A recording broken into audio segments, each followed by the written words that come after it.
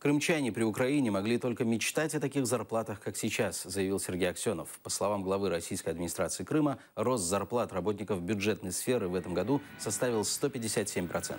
Цены же на продовольствие в Крыму растут еще быстрее. По некоторым позициям цены на продукты догнали уже московские, а зарплатам до столичного уровня еще далеко.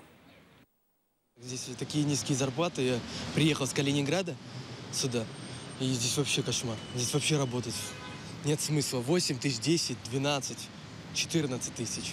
Вообще, зарплаты ужасные, конечно. Здесь такими ценами, которые здесь лучше, нет смысла просто жить даже, честно говоря, здесь. В нашем возрасте, наверное, нам слишком много и не надо.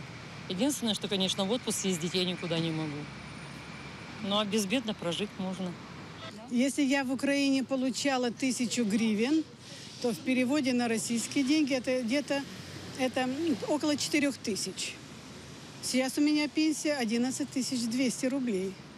Я себе могу позволить то, что никогда не могла позволить при украинской пенсии. Что зарплаты маленькие у молодежи, это да, маленькие зарплаты. Конечно, мечтой не назовешь. Что там? Цены, конечно. 10, 11, 12 тысяч это не зарплата, а в основном такие зарплаты. Цены, потом на квартиру платить за коммунальные, очень цены растут ежемесячно почти. Так что тяжеловато молодежи, конечно, жить. А мы, старый народ, привыкли, перебиваемся.